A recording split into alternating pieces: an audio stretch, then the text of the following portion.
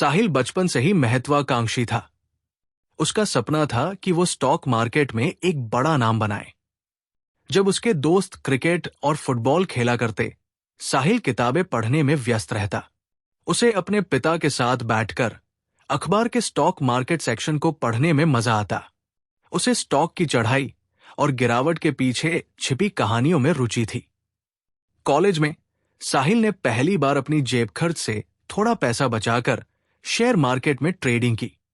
हालांकि ये रकम मामूली थी, लेकिन इसके पीछे उसका आत्मविश्वास बढ़ा था। वो घंटों तक किताबों और ऑनलाइन रिसर्च करता। रात रात भर जागकर वो कैंडलस्टिक पैटर्न और प्राइस मूवमेंट को समझने की कोशिश करता। कॉलेज के दिनों में ही उसने अपने दोस्तों को ये बताते हुए कहा था, एक दिन मैं स्टॉक मार्केट का बड़ा खिलाड़ी बनूंगा। मेरी पहचान इसी मार्केट से होगी।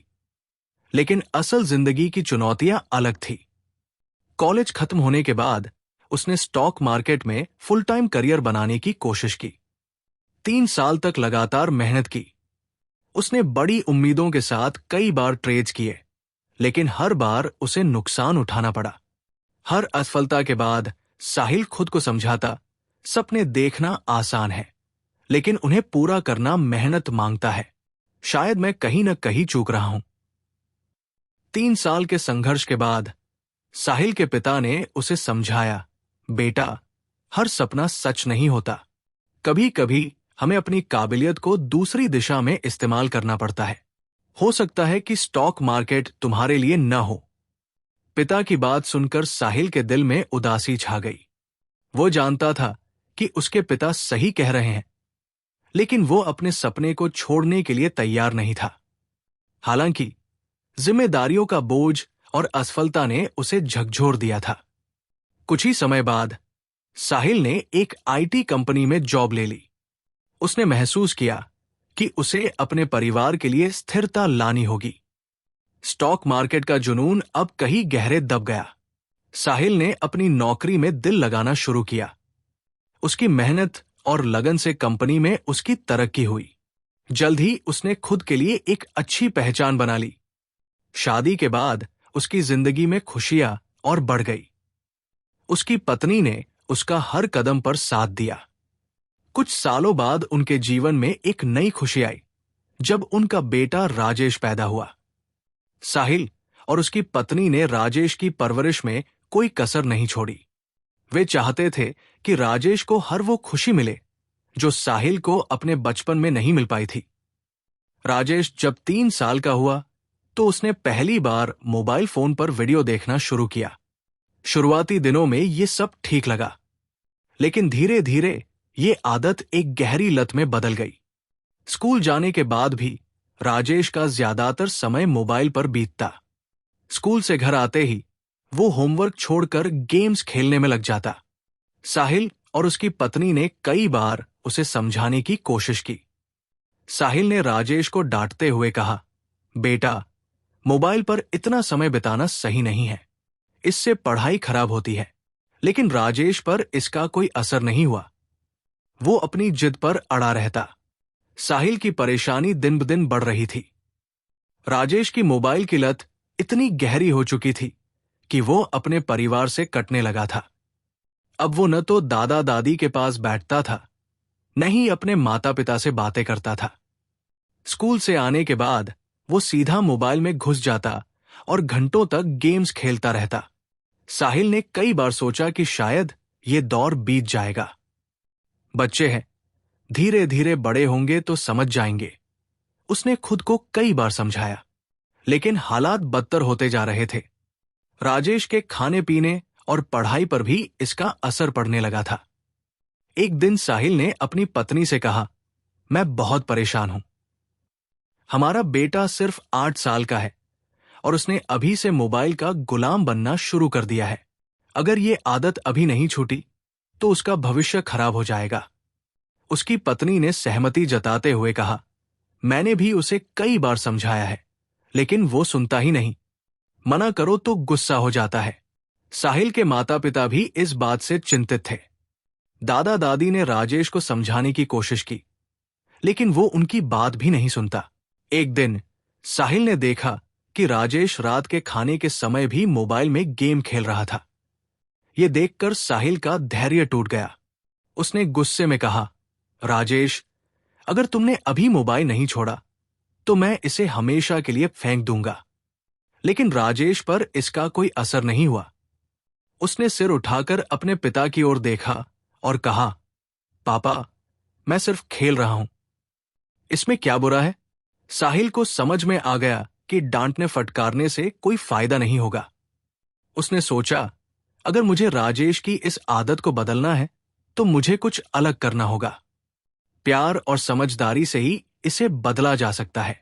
साहिल को अपने पुराने दिनों की याद आई। उसने सोचा, जब मैं छोटा था तो स्टॉक मार्केट के चार्ट्स मेरे लिए एक खेल की तरह थे। क्यों न मैं राजेश को भी इसे उसी तरह सिखाऊं? यह विचार साहिल को बहुत अच्छा लगा। उसने तुरंत अपनी पत्नी से इस बारे में बात की। साहिल ने कहा, मैं राजेश को ट्रेडिंग सिखाना चाहता हूं, लेकिन मैं इसे एक खेल की तरह पेश करूंगा। उसे यह महसूस भी नहीं होगा कि वो कुछ सीख रहा है। उसकी पत्नी ने पहले तो इस पर संदेह जताया। उसने कहा, राजेश अभी बहुत छोटा है, क्या यह सही होगा? साहिल ने समझाया, मैं उसे पैसे कमाने के बारे में नहीं सिखाऊंगा। उसे केवल चार्ट्स, सपोर्ट और रेसिस्टेंस जैसी चीजें समझाऊंगा। वो इसे सिर्फ एक खेल की तरह लेगा। आखिरकार उसकी पत्नी ने इस योजना को मंजूरी दे दी। अगले दिन साहिल ने राजेश को एक नया खेल सिखाने की योजना बनाई। उसने चार्ट के आधार पर एक सरल और मजेदार तरीका तैयार किया ताकि राजेश को यह खेल केवल मनोरंजन की तरह लगे और वह इसे सीखने में रुचि ले। साहिल ने राजेश को बुलाया और कहा, बेटा, आज हम एक नया खेल खेलेंगे। इस खेल में एक गेंद दो दीवारों के बीच ऊपर नीचे होती है। तुम्हें यह देखना है कि गेंद कब दीवार से टकराती है और कब दूसरी दीवार तक पहुंचती है। राजेश ने उत्सुकता से पूछा, पापा, यह कैसा खेल है? यह दीवार और गेंद वाली बात मुझे समझ नहीं आ रही। साहिल ने एक कागज पर चार्ट बनाते हुए समझाया, देखो बेटा, यह दीवार नीचे की ओर है, इसे सपोर्ट कहते हैं। यह दीवार ऊपर की ओर है, इसे रेसिस्टेंस कहते हैं। बीच में यह गेंद है, यह गेंद ऊपर नीचे होती है। अब तुम्हें यह देखना है कि यह कब तक इन दीवारों के बीच टकराती रहती है। राजेश को यह खेल मजेदार लगा। उसने तुरंत खेलना शुरू कर दिया। साहिल ने धीरे धीरे खेल को और दिलचस्प बनाते हुए कहा, लेकिन बेटा, कभी कभी ऐसा होता है कि यह गेंद इतनी जोर से भागती है कि ऊपर वाली दीवार यानी रेसिस्टेंस को तोड़ देती है, और जब यह दीवार टूट जाती है तो गेंद ऊपर चली जाती है। और फिर क्या होता है? वो ऊपर जाकर एक नई दीवार बनाती है।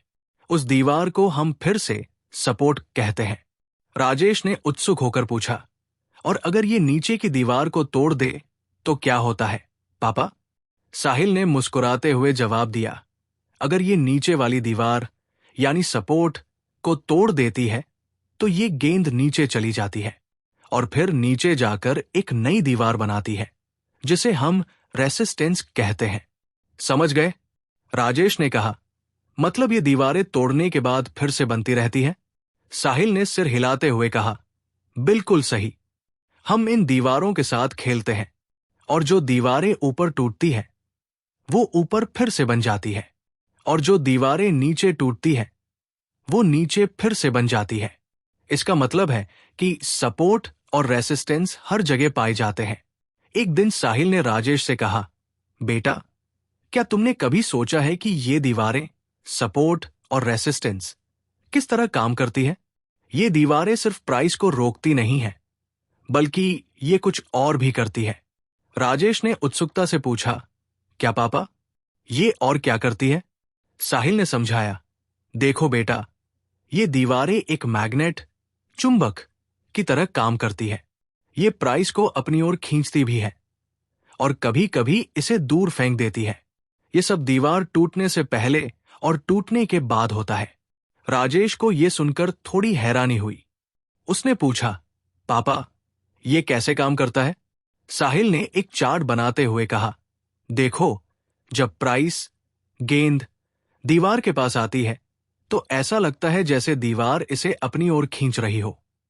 जैसे जैसे प्राइस दीवार के करीब आती है, ये धीमी हो जाती है, लेकिन जब ये दीवार से टकराती है तो दीवार इसे वापस फेंक देती है।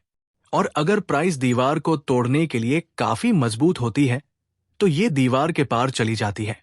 राजेश ने समझने की कोशिश करते हुए कहा, मतलब दीवार प्राइस को अपनी तरफ खींचती भी है और दूर फेंकती भी है? साहिल ने सिर हिलाते हुए कहा, बिल्कुल। जब प्राइस दीवार को तोड़ देती है तो दीवार का असर खत्म नहीं होता। ये प्राइस को एक नई दिशा में भेज देती है, लेकिन कई बार प्राइस वापस आकर दीवार को फिर से छूने की कोशिश करती है। इसे रिटेस्ट कहते हैं। जैसे जब गेंद दीवार को तोड़ती है तो वो वापस आकर दीवार को जांचती है कि वो कितनी मजबूत है। साहिल ने एक चार्ट बनाते हुए कहा, देखो, जब प्राइस गेंद दीवार के पास आती है तो ऐसा लगता है जैसे दीवार इसे अपनी ओर खींच रही हो। जैसे जैसे प्राइस दीवार के करीब आती है, ये धीमी हो जाती है, लेकिन जब ये दीवार से टकराती है तो दीवार इसे वापस फेंक देती है। और अगर प्राइस दीवार को तोड़ने के लिए काफी मजबूत होती है तो ये दीवार के पार चली जाती है। राजेश ने समझने की कोशिश करते हुए कहा, मतलब दीवार प्राइस को अपनी तरफ खींचती भी है और दूर फेंकती भी है? साहिल ने सिर हिलाते हुए कहा, बिल्कुल। जब प्राइस दीवार को तोड़ देती है तो दीवार का असर खत्म नहीं होता। ये प्राइस को एक नई दिशा में भेज देती है, लेकिन कई बार प्राइस वापस आकर दीवार को फिर से छूने की कोशिश करती है। इसे रिटेस्ट कहते हैं। जैसे जब गेंद दीवार को तोड़ती है तो वो वापस आकर दीवार को जांचती है कि वो कितनी मजबूत है। इस बातचीत के बाद राजेश को सपोर्ट और रेसिस्टेंस की गहराई को समझने का एक नया नजरिया मिला। अब वो इसे केवल एक दीवार के रूप में नहीं देखता था, बल्कि ये समझने लगा था कि ये दीवार प्राइस को कैसे प्रभावित करती है। साहिल ने अपनी बात खत्म करते हुए कहा, बेटा, ये खेल सिर्फ प्राइस के ऊपर नीचे होने का नहीं है।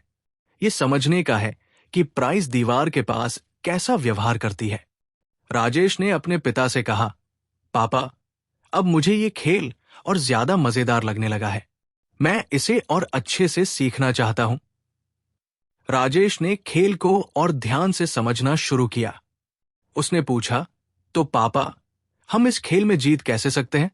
साहिल ने गहरी सांस लेते हुए कहा, जीत का मतलब है ये समझना कि गेंद कब दीवार को तोड़ेगी और कब वो फिर से नई दीवार बनाएगी। ये समझना कि प्राइस यानी ये गेंद कैसे और क्यों मूव करती है, यही असली खेल है। राजेश को ये खेल अब पहले से भी ज्यादा मजेदार लगने लगा। वो हर दिन अपने पिता के साथ बैठकर इस खेल को खेलता। धीरे धीरे वो ये समझने लगा कि दीवारों का टूटना और बनना कैसे होता है। साहिल ने खेल खेल में उसे ये भी सिखाया कि दीवारें सिर्फ सपोर्ट और रेसिस्टेंस नहीं है, बल्कि ये मार्केट की मनोवैज्ञानिक सीमाएं हैं। जब लोग ज्यादा खरीदते हैं तो रेसिस्टेंस टूटता है, और जब लोग ज्यादा बेचते हैं तो सपोर्ट टूटता है। इस तरह राजेश खेलते खेलते सपोर्ट, रेसिस्टेंस और उनकी मनोवैज्ञानिक गहराई को समझने लगा। अगले दिन साहिल ने राजेश को खेलने के लिए बुलाया। उसने कहा, बेटा, आज हम इस खेल को थोड़ा और मजेदार बनाएंगे। अब तक तुमने देखा है कि गेंद ऊपर नीचे दीवारों के बीच टकराती है। आज मैं तुम्हें सिखाऊंगा कि जब दीवार टूट जाती है तो उसे क्या कहते हैं। राजेश ने उत्सुकता से पूछा, पापा, जब दीवार टूटती है तो क्या होता है? साहिल ने समझाया, अगर ये ऊपर वाली दीवार टूट जाए यानी रेसिस्टेंस टूट जाए तो इसे ब्रेकआउट कहते हैं, और अगर ये नीचे वाली दीवार यानी सपोर्ट टूट जाए तो इसे ब्रेक डाउन कहते हैं। जब दीवार टूटती है तो प्राइस, गेंद नई दिशा में चलने लगती है। समझे? राजेश ने सिर हिलाते हुए कहा, मतलब जब गेंद दीवार को तोड़ देती है तो वह या तो ऊपर चली जाती है या नीचे, और यही ब्रेकआउट और ब्रेकडाउन है। ये तो मजेदार है। कुछ महीनों तक साहिल ने राजेश को ब्रेकआउट और ब्रेकडाउन को ध्यान से समझने और पहचानने की प्रैक्टिस कराई। राजेश इस खेल में और निपुण हो रहा था। कुछ समय बाद साहिल ने खेल को और रोचक बनाते हुए राजेश से कहा, बेटा, अब तक तुमने देखा है कि दीवारें क्षैतिज हॉरिजॉन्टल होती है, लेकिन सच में ये दीवारें हमेशा सीधी नहीं होती। ये तिरछी इंक्लाइंड भी होती है।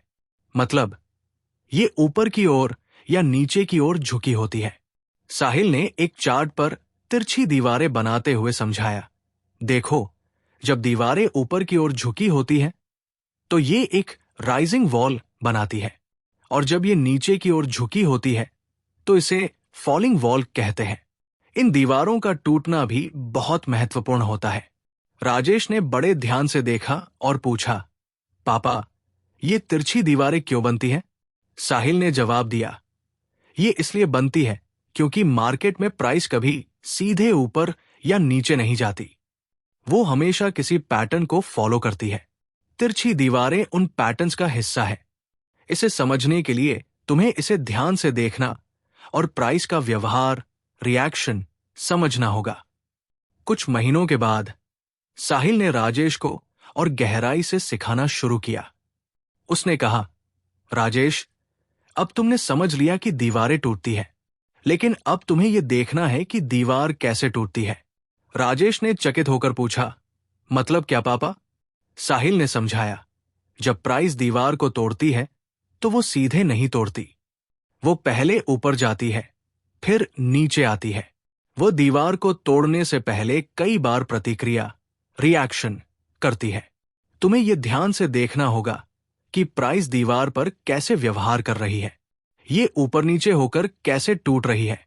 इसे हम रिएक्शन और कंफर्मेशन कहते हैं। साहिल ने राजेश को यह भी सिखाया कि दीवार टूटने के बाद क्या होता है। उसने कहा, जब दीवार टूटती है तो प्राइस नई दिशा में चलती है, लेकिन यह जरूरी नहीं कि वो सीधा चले। वो नई दीवारें भी बनाती है। इसे पहचानने के लिए तुम्हें ध्यान से अवलोकन करना होगा। कुछ महीनों बाद साहिल ने राजेश को टाइम फ्रेम्स के बारे में सिखाया।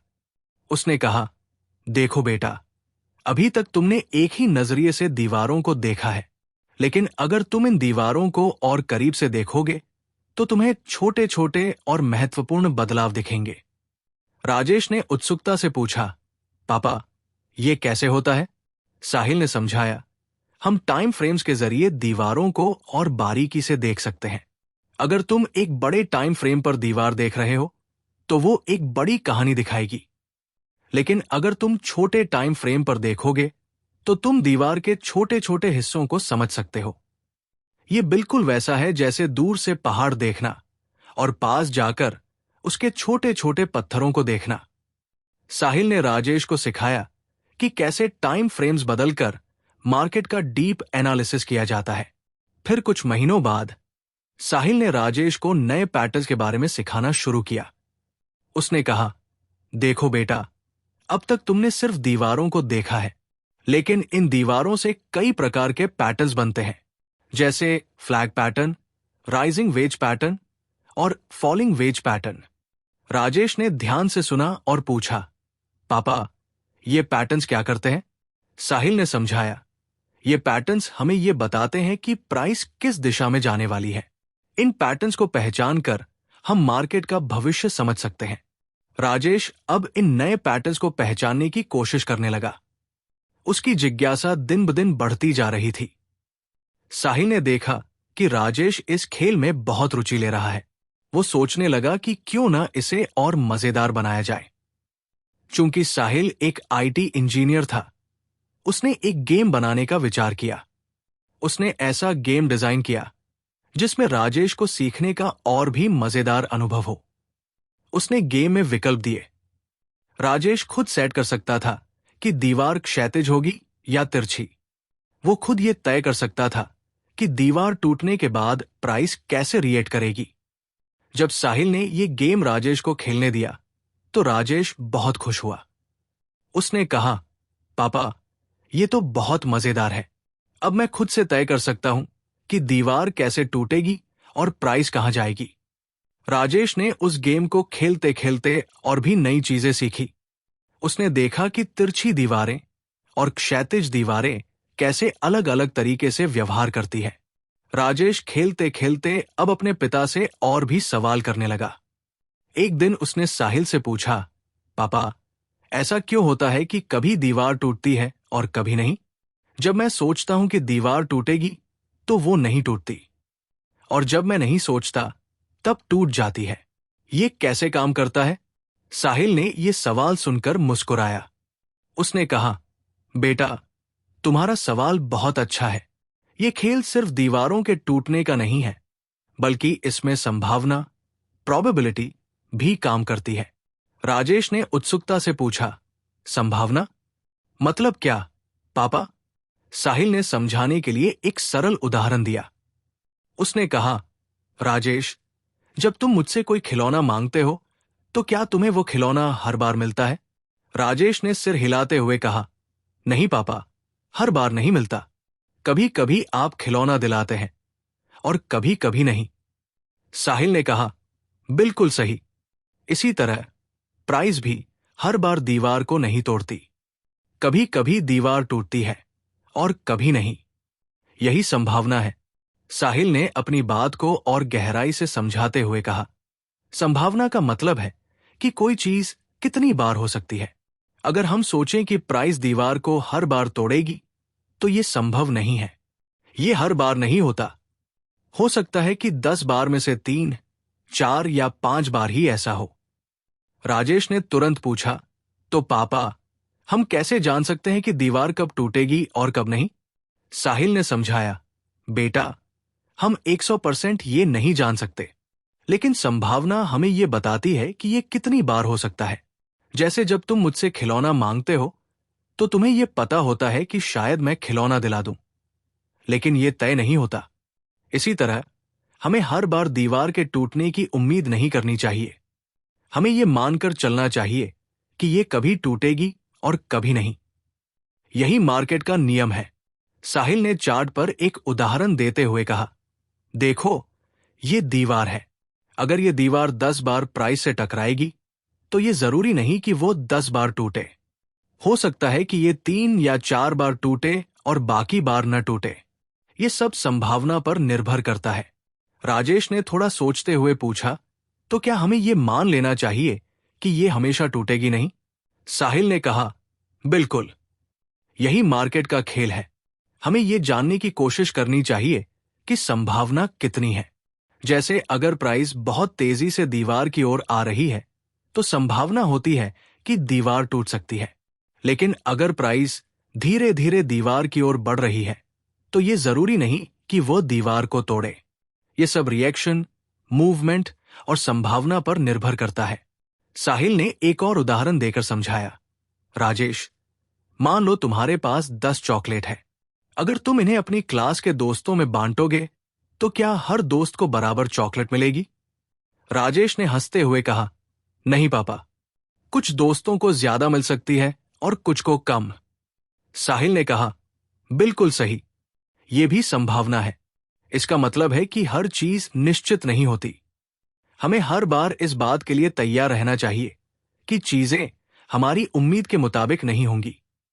इसी तरह मार्केट भी कभी हमारी सोच के मुताबिक चलता है और कभी नहीं। साहिल ने अपनी बात खत्म करते हुए कहा, बेटा, मार्केट में सफलता पाने के लिए हमें संभावना को समझना और धैर्य रखना सीखना होगा।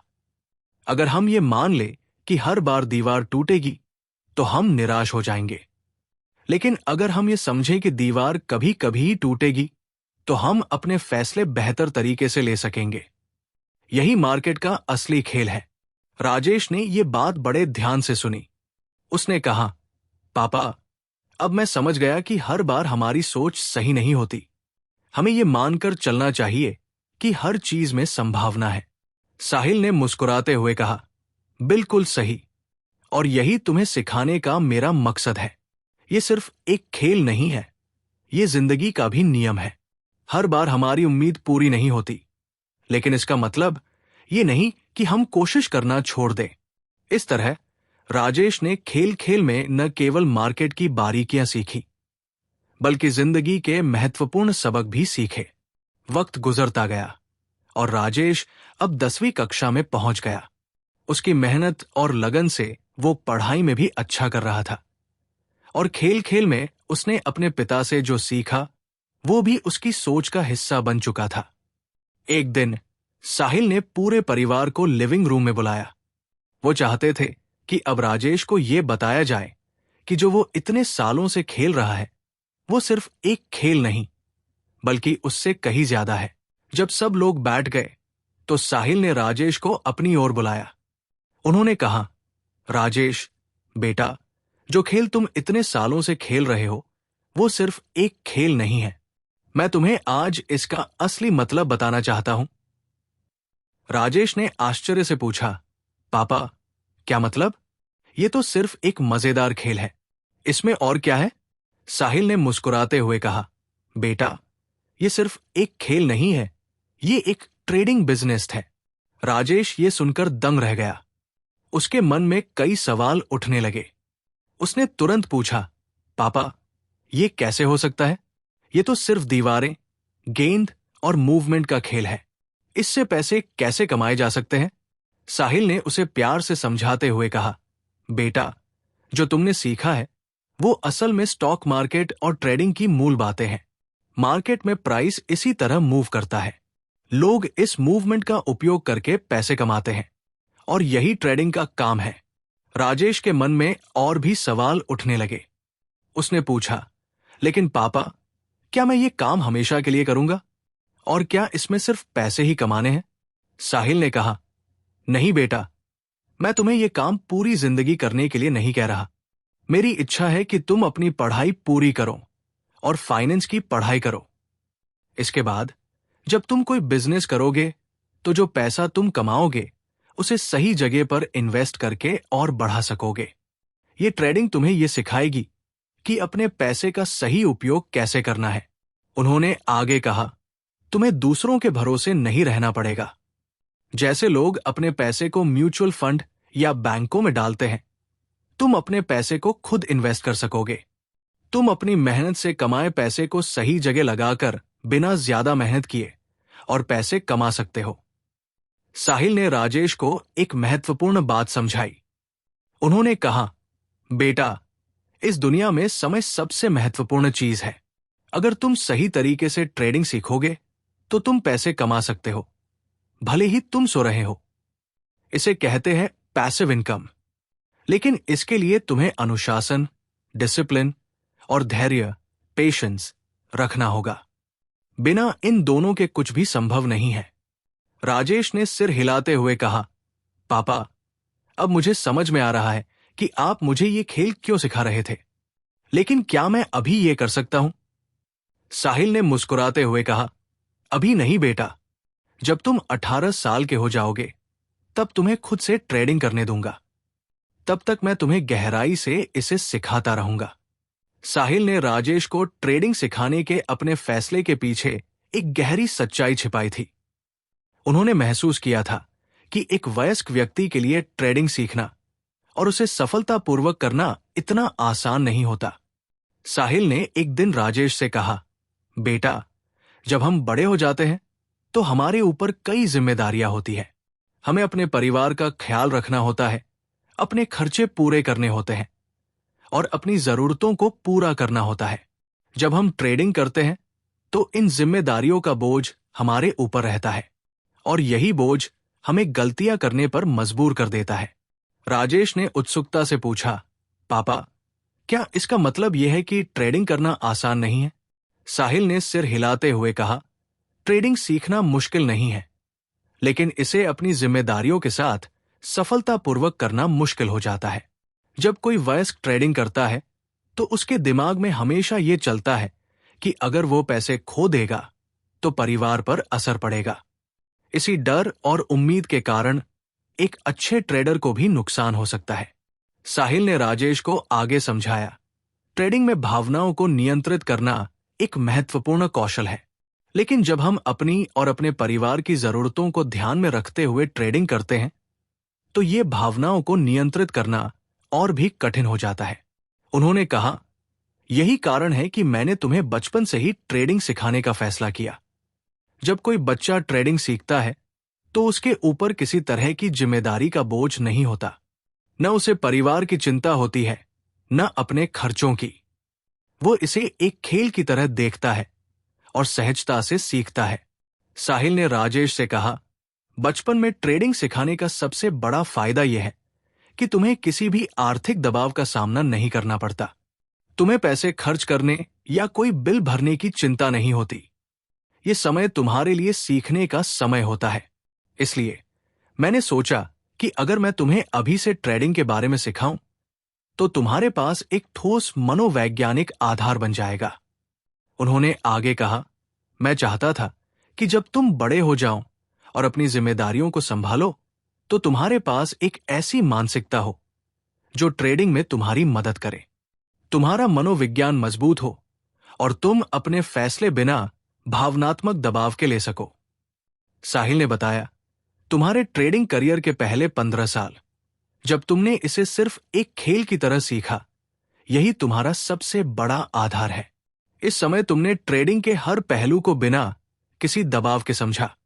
यह तुम्हें भविष्य में एक सफल ट्रेडर बनने में मदद करेगा। राजेश ने यह सुनकर कहा, पापा, अब मुझे समझ में आ रहा है कि आप मुझे बचपन से ही क्यों सिखा रहे थे। आपने मेरे लिए एक ऐसा आधार बनाया है जो मुझे भविष्य में किसी भी परिस्थिति में मदद करेगा। साहिल ने एक महत्वपूर्ण बात कही, जब एक वयस्क ट्रेडिंग करता है तो उसे अपनी भावनाओं और जिम्मेदारियों के साथ संतुलन बनाना पड़ता है। लेकिन जब तुमने इसे बचपन में सीखा, तो तुमने इसे केवल एक कौशल के रूप में देखा। तुमने इसे खेलते हुए सीखा, बिना किसी आर्थिक दबाव के। यही तुम्हें दूसरों से अलग बनाता है। साहिल ने अपनी बात खत्म करते हुए कहा, जब तुम बड़े होगे और ट्रेडिंग के साथ साथ अपने जीवन की जिम्मेदारियों को निभाओगे, तो ये आधार तुम्हारे लिए सबसे बड़ा सहारा होगा। तुम्हारे पास न केवल ट्रेडिंग का ज्ञान होगा, बल्कि एक ऐसी मानसिकता होगी जो तुम्हें सही फैसले लेने में मदद करेगी। यही मेरी सबसे बड़ी खुशी है। जैसे जैसे समय बीता, राजेश ने और भी ध्यान से अपने पिता से ट्रेडिंग की बारीकियां सीखनी शुरू की। जब वो 18 साल का हुआ, तो साहिल ने उसे अपनी पहली ट्रेडिंग अकाउंट खोलने की अनुमति दी। राजेश ने अपने पिता के मार्गदर्शन में छोटे छोटे ट्रेड्स करना शुरू किया। वो बहुत अनुशासन के साथ काम करता और हर बार सावधानी पूर्वक निर्णय लेता। साहिल ने उसे सिखाया था कि रिस्क को कैसे मैनेज करना है। धीरे धीरे राजेश ने अपने छोटे छोटे खर्च खुद से पूरे करने शुरू कर दिए। उसने बिना ज्यादा रिस्क लिए मुनाफा कमाना सीखा। वो अपने दोस्तों से अलग था, क्योंकि वो एक ऐसी चीज कर रहा था जो उसकी उम्र के बहुत कम लोग समझते थे। ट्रेडिंग में सफलता के साथ साथ राजेश ने अपनी पढ़ाई पर भी ध्यान दिया। उसने ग्रेजुएशन के बाद फाइनेंस में पोस्ट ग्रेजुएशन किया। उसने फाइनेंशियल मार्केट्स, इन्वेस्टमेंट स्ट्रैटेजीज और पोर्टफोलियो मैनेजमेंट में महारत हासिल की। जल्द ही उसने एक बड़ी फाइनेंशियल फर्म में काम करना शुरू किया और वहां से उसने अपना खुद का फंड मैनेजमेंट बिजनेस शुरू किया। वो अब एक बड़े फंड का मैनेजमेंट करता था और लाखों लोगों का पैसा सही जगह इन्वेस्ट करता था। एक दिन जब राजेश एक बड़े इवेंट में अपना प्रेजेंटेशन दे रहा था, तो साहिल उसे गौर से देख रहे थे। उनके चेहरे पर गर्व और खुशी का भाव था। उन्होंने सोचा, जिस सपने को मैं पूरा नहीं कर पाया, उसे मेरे बेटे ने पूरा कर दिखाया। मैंने जो संघर्ष किया, वो बेकार नहीं गया। राजेश ने अपने पिता की ओर देखकर कहा, पापा, जो कुछ भी मैं हूं, वो आपकी वजह से हूं। आपने जो मुझे सिखाया, वो सिर्फ एक खेल नहीं था, वो जिंदगी का सबसे बड़ा सबक था। आपने मुझे सिर्फ पैसे कमाना नहीं, बल्कि अनुशासन और धैर्य के साथ सही तरीके से जीना सिखाया। साहिल की आंखों में खुशी के आंसू थे। उन्होंने महसूस किया कि उनकी मेहनत, उनका सपना और उनका प्यार सब रंग लाया।